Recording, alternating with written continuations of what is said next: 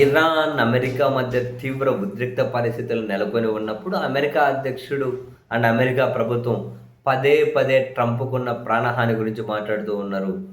And ఒక అంతర్జాతీయ పత్రిక రాసుకుంటూ వచ్చిన కథనం ప్రకారం ఈ 4 రోజుల్లో ట్రంపు నన్ను ఇరాన్ గనక చంపేస్తే అనే పదం 6 సార్లు యూజ్ చేశారట బహిరంగంగానే. తాజాగా కూడా చూసాం ఆయన సోషల్ మీడియా అఫీషియల్ ప్లాట్‌ఫామ్ మీద ఆయనే స్వయాన ఒక ట్వీట్ చేశారు. ఇరాన్ నన్ను చంపేయాలనుకుంటుంది. ఒకవేళ ఇరాన్ గనక నన్ను చంపేస్తే ఇప్పటికే నేను ఆదేశాలిచ్చాను.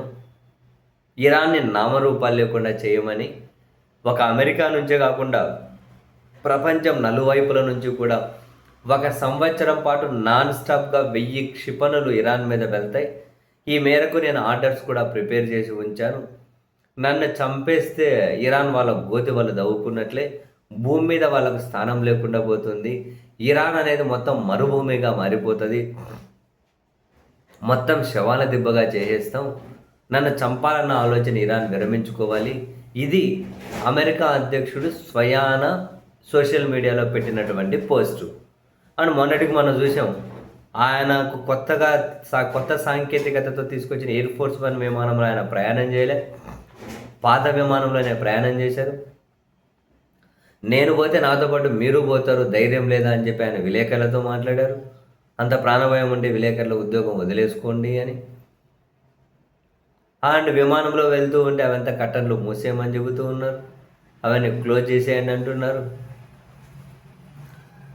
అండ్ వైట్ హౌస్ కూడా పదే పదే ట్రంప్ భద్రతకు అన్ని చర్యలు తీసుకుంటున్నామని చెప్పి అధికారిక ఒక ప్రకటన. ఎందుకు ఇదంతా ఇంతగానో పగలు రాత్రి ట్రంప్ ప్రాణభయంతో ఎందుకున్నట్లు, ఆయనకి ఎందుకు ఇలా అంటే ఇంటర్నల్గా ఏం సమాచారం అందుతుంది?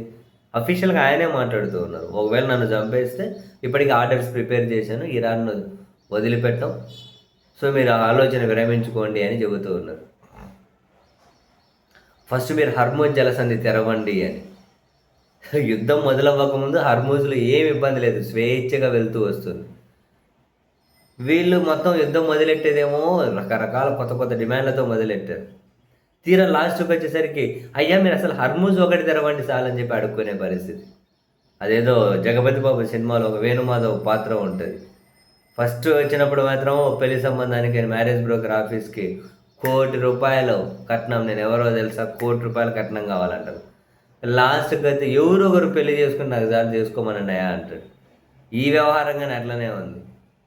హర్మూజ్ తెరిచి ఉంది, పోయి దాడి చేశారు, యుద్ధం చేశారు, 4 నెలలు దాటిపోయింది.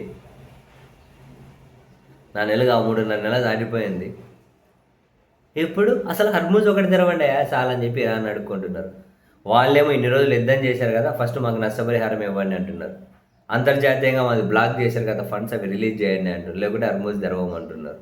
తెరిచినా కూడా టోల్ ఛార్జ్ వసూలు చేస్తామంటున్నారు, సర్వీస్ ఛార్జ్ వసూలు చేస్తామంటున్నారు. ఎందుకంటే అంతకుముందు ఫ్రీగా ఉండే కదా అంటే, మరి మీరు యుద్ధం చేసి మమ్మల్ని నాశనం చేశారు కదా, దానికి నష్టపరిహారం ఎవరు ఇస్తారు అంటున్నారు. చూడండి ఎట్లుందో వ్యవహారం.